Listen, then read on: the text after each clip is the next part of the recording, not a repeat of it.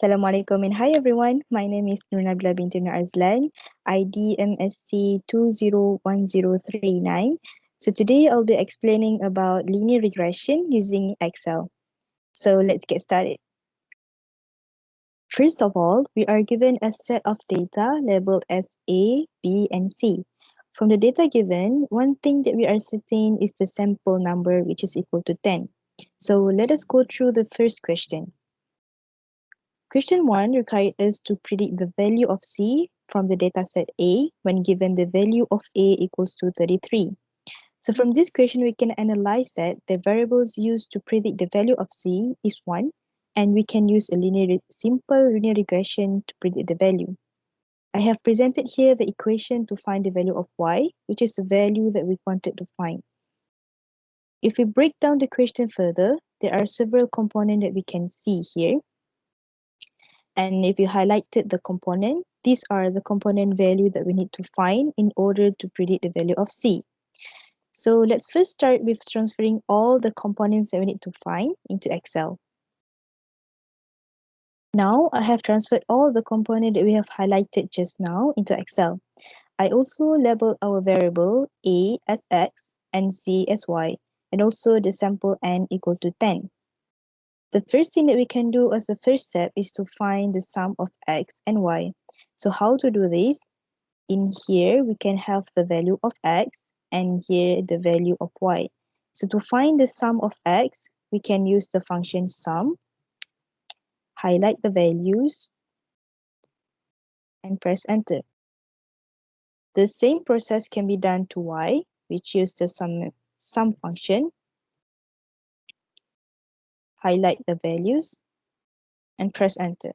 So we can also find the average or mean of X and Y. So how to do this? We can use the value B17 here, B17, divide by our total samples, we equal to 10, and press enter.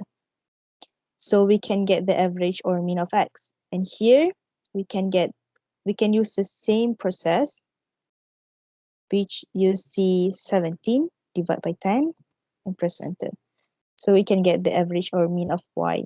Next is to find the values here. But before we find the value here, we have to find this component here first. So how to do this? The first column is X, Y. X times Y. So how to do this? We can do it by selecting the column B5, for example, and C5. So use the equal sign, select the row or columns that we want to calculate, B5, for example, times by C5. So we can get the value of X times Y for row 5. To have all the following rows to be calculated, we just have to drag the column here up until here, and the value will be calculated for you. Next is the component for X power of 2. So X power of 2 is the value here. We need the power of 2. So we can have the equal sign, the column name B5 power 2, and we can do the same step as just now. So the component below here is the summation of xy. So this column, we have to total up. And how to do this? Like the previous step, we use the sum function, select the values, and press enter. So the next component that we have to find is here. So we can select the value in B17 and also C17. So how to do this? B17 times by C17. Don't forget to put it in a bracket. And then divide by 10. So there you go. We get the value here. And for x power of 2, we have to calculate the total of x power of 2 as previous step. Use the sum function, select the values, and press enter. As for this component, you can find it through the value of x here in B17. So in bracket B17, 2, in bracket also, by 10 our sample. So we can have here the value. To find the B1, we have to substitute all this value here in the equation of B1. So let us substitute the value. So from the value that we have calculated just now in the Excel, we have to substitute into the equation here. So as you can see here, I have substitute all the values here in this equation. And this is the value that we got for B1. The next component is B0. So as we can see here is the equation of B0. We have here the mean of Y, value of B1, and also the mean of X. So we have calculated the mean of Y and also mean of X and B1 previously. So we have to just substitute all the values here, and we got the value for B0 equals to 32.08. To find the value of C, so we just have to use the equation here.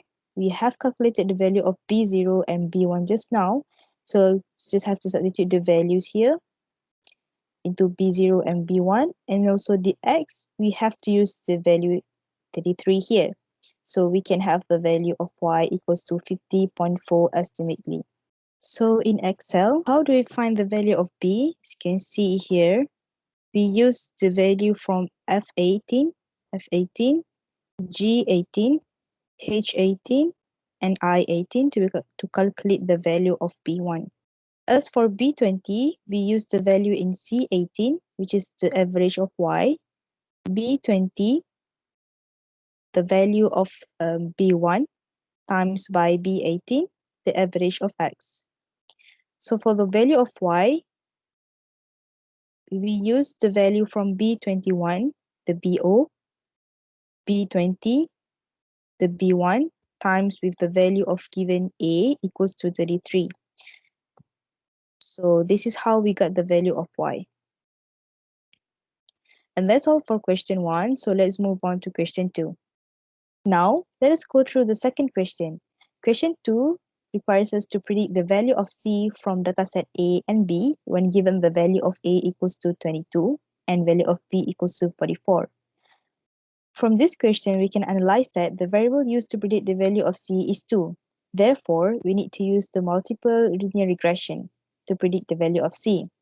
I have presented here the equation to find the value of Y, which is the value that we wanted to find. I have also highlighted the component that we need to find in order to predict the value of C. So if we break down the equation further, there are several components, as you can see here, that we need to find, which is the value of A, the value of B1, component in B2, and the equation of B2. Before we start getting confused, let us transfer this component into Excel. Now, I have transferred all the components that we have highlighted just now into Excel. I have also labeled the variable A as x1, B as x2, and C as y.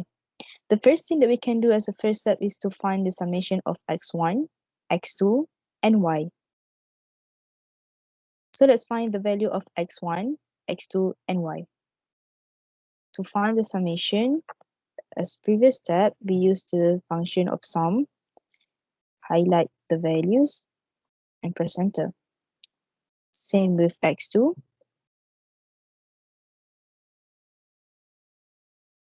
y.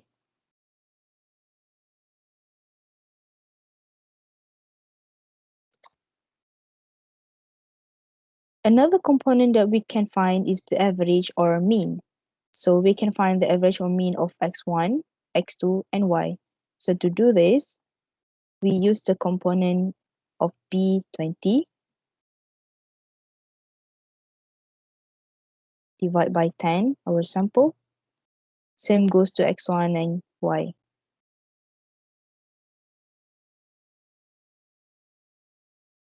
First, let's settle this column.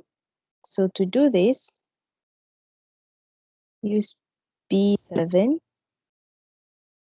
minus average of x1, which is 40.4. We need to highlight the 40.4 because if we do take the column like B21, it will change the column here. So all we need to do is to fix the number for average value.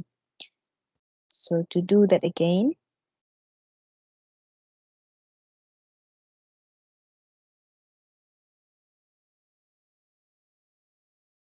we need to select the column for the value of x1, B7 minus the average, which is a fixed one. And then we can drag down all the way here to find the values. So as you can see here, the only variable that changed is the value of x1.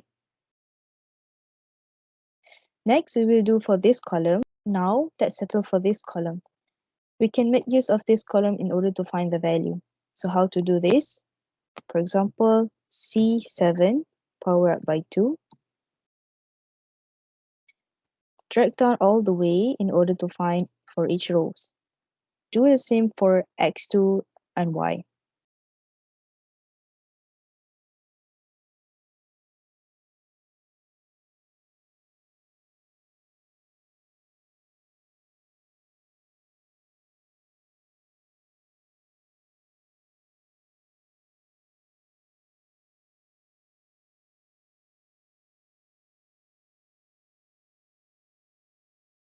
So before we proceed to this column, let's have a look at here.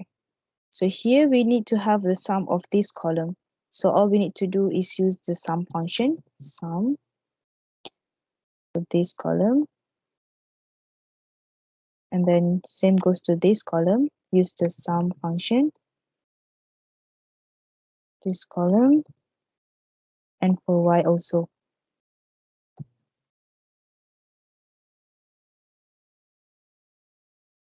So now we move on to this column. First column is x1 times by y. So to find this value, we will need to have this value times by this value. So how to do this? Equals to B7 times J7.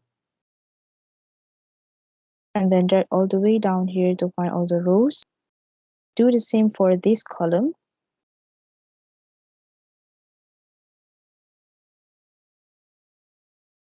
And then for x1 times x2.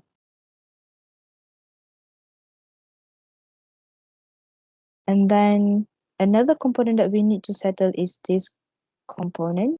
To find the first column here, we use the sum function, select the values, and then we have the value there.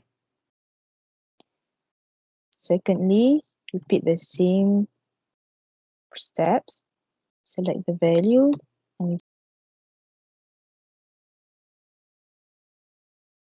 remember that we have a special equation for these components. Let's get back to our slide.